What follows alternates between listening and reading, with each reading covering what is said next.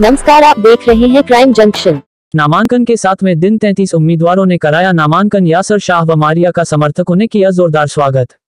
उत्तर प्रदेश के बहराइच में पूर्व कैबिनेट मंत्री यासर शाह व मारिया शाह ने नामांकन के 7वें दिन समाजवादी पार्टी के उम्मीदवार के रूप में अपना नामांकन पत्र दाखिल किया।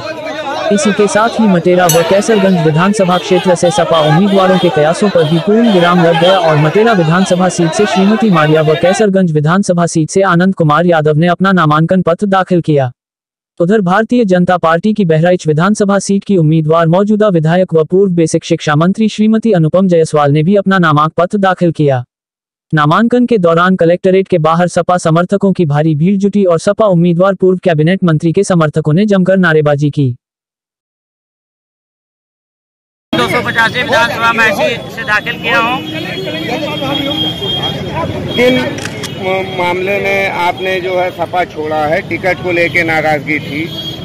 देखिए, टिकट तो खैर अलग मुद्दा है, लेकिन समाजवादी पार्टी जो जनेश्वर मिश्रा और डॉक्टर लोहिया वाली जो थीम थी, जो कॉन्सेप्ट था, वो पूरी तरीके से आदरणीय अखिलेश यादव जी के समय में वो खत्म हो गया।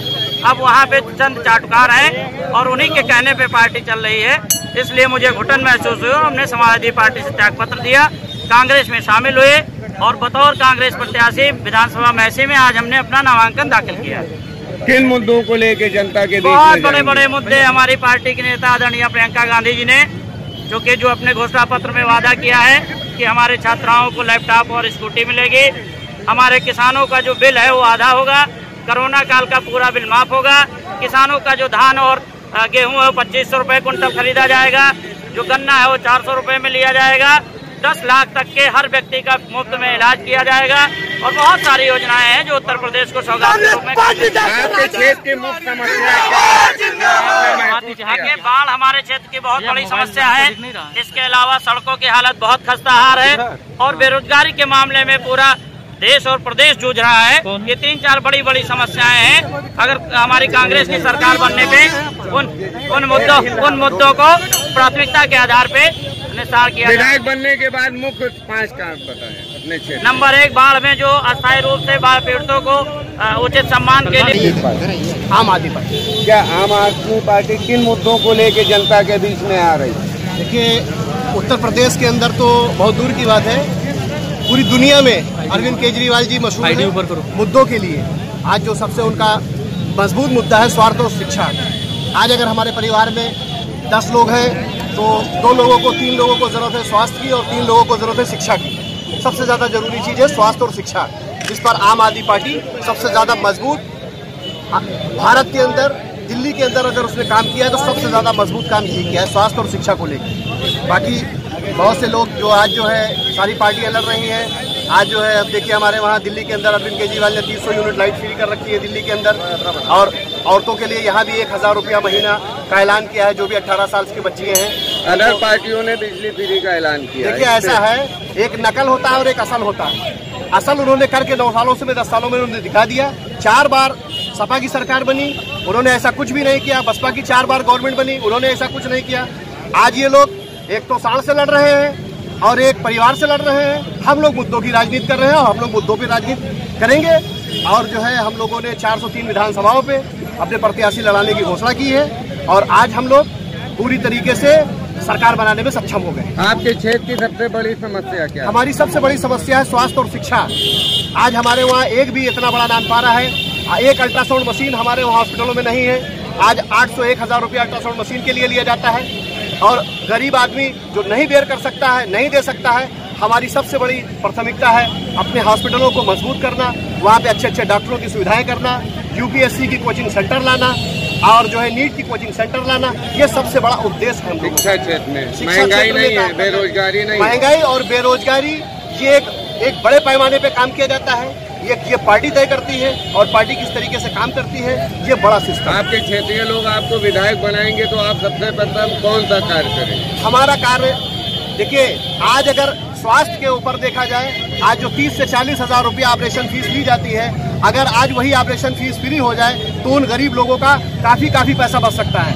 आज अल्ट्रासाउंड 1800 रुपया लिया जाता है। अगर गरीब लोगों की सुविधाएं ये कर दी जाए कि हाँ, उनका फ्री से फ्री ट्रीटमेंट और फ्री से फ्री इलाज उनका कायदे से अगर हो जाए तो काफी पैसा बच सकता है। जो कि हमारे नेताओं ने आज तक न सोचा है 283 विधानसभा में, और अभी तक अगर किसी ने इसके ऊपर आवाज उठाई है तो सिर्फ और सिर्फ डॉक्टर तनवीर ने इसकी आवाज। अपने मतदाताओं को 2 लाइन में कोई संदेश? हम अपने मतदाताओं को 2 लाइन में संदेश देना चाहते हैं कि स्वास्थ्य और शिक्षा का अगर बढ़िया से बढ़िया विकल्प चाहिए तो आम आदमी पार्टी को चुनना पड़ेगा।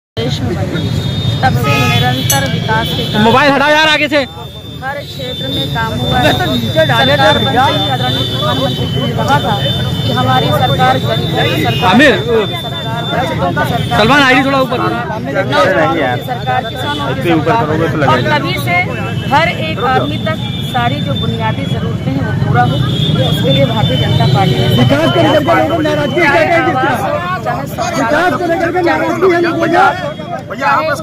हाल में लोगों की सेवा करने की बात हो, कोरोना में साइड से मोबाइल थोड़ा सा दूर रखना, राशन उपलब्ध कराने की बात हो, चाहे जनधन योजना हो, तमाम तरीके के कार्यों की एक विशेष लंबी फहरिस्त है।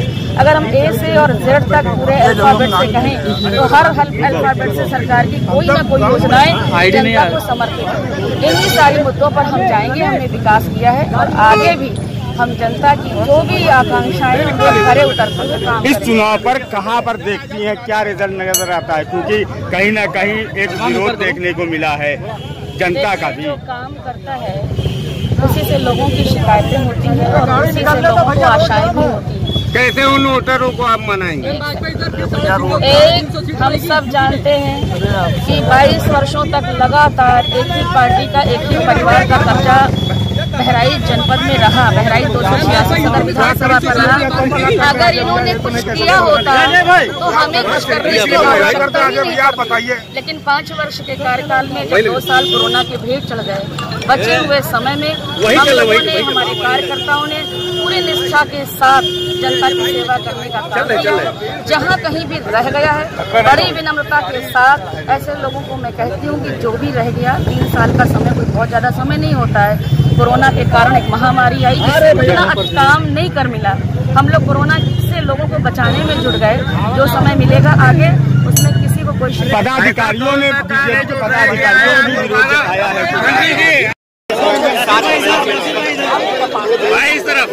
जो भाजपा का भ्रष्टाचार व्याप था, जो भाजपा ने हरकतें करी है 5 साल में, उज्जवल जाहिर है और इसका बदला जनता देगी। समाजवादी पार्टी का मुद्दा सिर्फ और सिर्फ विकास का रहा है। अखिलेश यादव के जाते ही विकास की रुपये थी, पकड़ लो विकास की और चलो अखिलेश की ओर हमारा। 5 मुद्दे क्या होंगे आपके विधायक बनने के बाद? 5 मुद्दे नहीं, 50 मुद्दे पैदा हो चुके हैं जो भाजपा ने पैदा कर दिए, वो सारे मुद्दे पहले खत्म करते हैं। और मुद्दा सिर्फ एक है विकास का, आम जनता को, गरीब से गरीब इंसान का विकास की ओर पहुंचे। इससे लड़ाई होगी। समाजवादी पार्टी की लड़ाई विधानसभा से 5 साल यहाँ पर आया हुआ है, 5 साल बहराइच में किया हुआ है। बहराइच में याद नहीं आ रहा क्या हुआ, हमारे 5 साल कुछ हुआ नहीं। यासिर भाई एक सवाल, जितने भी पुराने काम किए थे समाजवादी सरकार ने, जैसे बस स्टैंड, मेडिकल कॉलेज, रोडें, उन सब का खाली हमारा उद्घाटन किया गया। यासिर भाई एक सवाल, समाजवादी पार्टी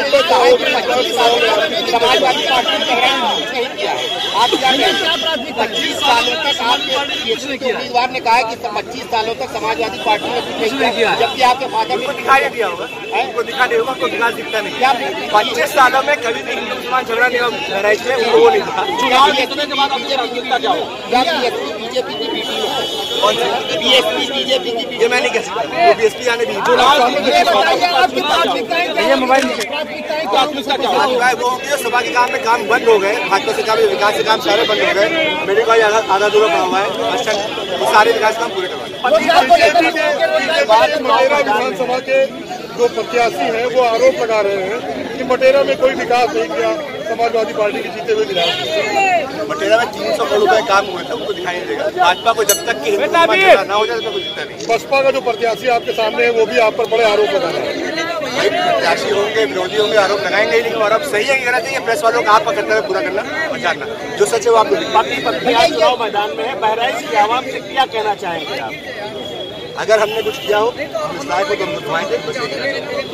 युवाओं के लिए आपके युवाओं के लिए क्या योजना है रोजगार को लेकर? मैं आपसे बार बार यही कह रहा हूँ, जो अखिलेश यादव जी ने 5 साल की सरकार में काम शुरू किए थे, वो सारे काम भाजपा ने रोक दिए, बंद कर दिए। जो बेरोजगारी भत्ता मिलता था वो बंद हो गया, विधवा पेंशन बंद हो गई, तो सबसे बड़ा जो एक सहारा था युवाओं के लिए वो बेरोजगारी भत्ते का था। इस बार सरकार आते ही सबसे पहले 300 यूनिट बिजली माफ हो रही है, उसके लिए हम लोग कार्य कर रहे हैं। जो बेरोजगारी भत्ता दोबारा शुरू करेंगे उसको दुगना करके शुरू करेंगे। और इस तरह की योजनाएं जो युवाओं के लिए, और सबसे बड़ी बात जो सरकारी योजनाएं नौकरी पैदा करने के लिए बनाई जा रही थी वो सारी बंद कर दी गई है। युवाओं को नौकरी मिले, रोजगार मिले और रोजगारी भत्ता मिले। धन्यवाद।